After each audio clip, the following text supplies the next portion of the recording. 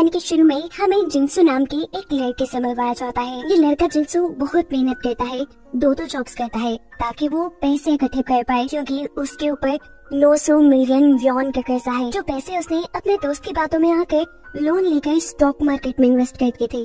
बदकिस्मती से stock market के सारे शेयर्स गिर गए और इस तरह उसके सारे पैसे बर्बाद हो गए। बहुत मेहनत करने के बावजूद भी वो चाहता था कि वो इतना बड़ा कर्ज कभी नहीं उतार पाएगा, इसलिए वो अपनी जान लेने का फैसला कर लेता है।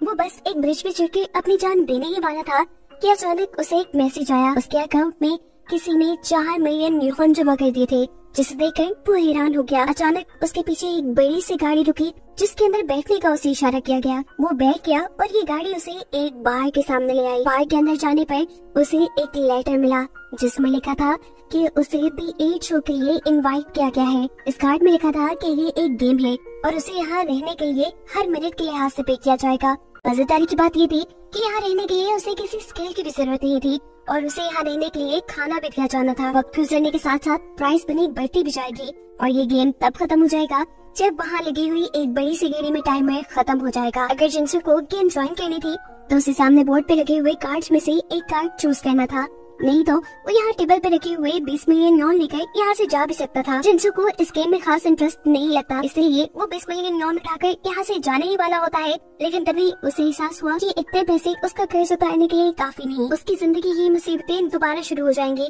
इससे बेहतर यही है कि वो ये गेम ज्वाइन कर ले। तो यहाँ से 3 नंबर का कार्ड उठाकर गेम के अंदर फुटबॉल प्लेयर था, लेकिन उसकी गुस्सैली नेचर की वजह से उसे टीम से बाहर निकाल दिया गया था।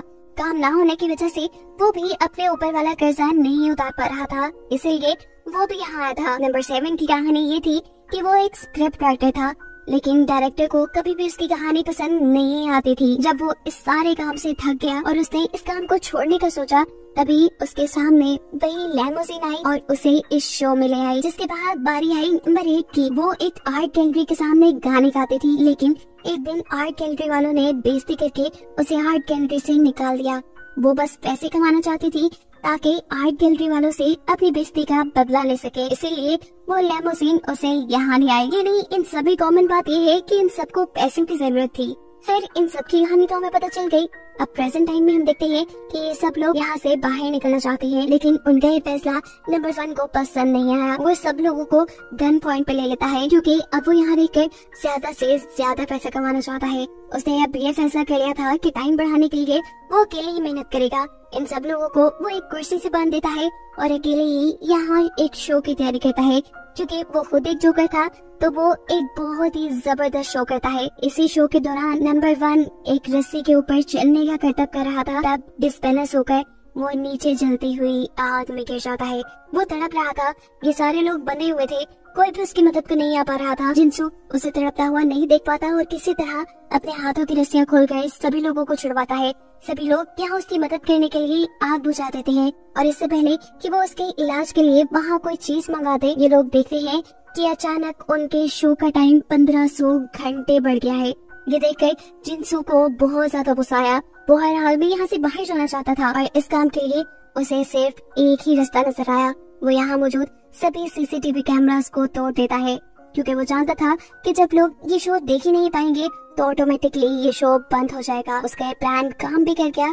सभी कैमरास के टूटने के बाद इस गेम का दरवाजा खुल गया और आखिर ये लोग यहाँ से बाहर निकल पाए। बाहर एक कार्ड रखा था जिसपे लिखा था कि इन लोगों ने जितना पैसा कमाया है वो इनके अकाउंट पे ट्रांसफर कर दिया जाएगा। ये तो अच्छी बात थी, लेकिन साथ ही एक दुख की बात ये थी कि जितनी देर में बाहर जाने का दरवाजा खुला था, नंबर 1 उतनी देर में मारा जा चुका था। ये सब लोग इस गेम से निकल जाते हैं और फिर काफी टाइम बाद हमें दिखाया जाता है कि जिंसू ने नंबर 1 की याद में एक फ्यूनरल रखा है, जिसमें उसके टीम के सभी मेंबर यहाँ आए थे, सिवाय नंबर 8 और नंबर 6 के।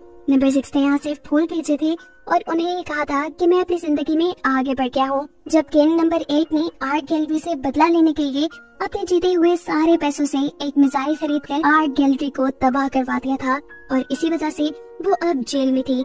नंबर 2 ने अपने पैसे से अपने दोस्त और साथ ही साथ नंबर 1 की बेटी का इलाज करवाया था। सबकी लाइफ को इतना मीनिंगफुल देखकर जिंसू डिसाइड करता है कि वो भी अब अपनी लाइफ में कुछ अच्छा करेगा। जिसके बाद इस कहानी के आखिरी सीन में हमें दिखाया जाता है नंबर 7 को, एक राइटर को। उसने फिल्म के लिए एक स्टोरी लिखी थी और इस स्टोरी का टाइटल था द 8 शो। यानी उसने कोई और स्टोरी नहीं लिखी थी बल्कि द 8 शो की ही कहानी लिखी थी। वो सभी चीजें जो उसने द 8 शो में देखी और बर्दाश्त की थी। ये स्टोरी इतनी इंटरेस्टिंग थी कि डायरेक्टर से पूछता है, मुझे तो लग रहा है कि तुम खुद ही इस शो में थे। डायरेक्टर की बात सुनकर वो थोड़ा गड़बड़ा तो जाता है, लेकिन फिर कहता है, अरे नहीं, ये बस एक कहानी है। आखिर उसकी भी मुश्किलें आसान हो गई थी और ये दिखाते हुए ये कहानी यहाँ खत्म हो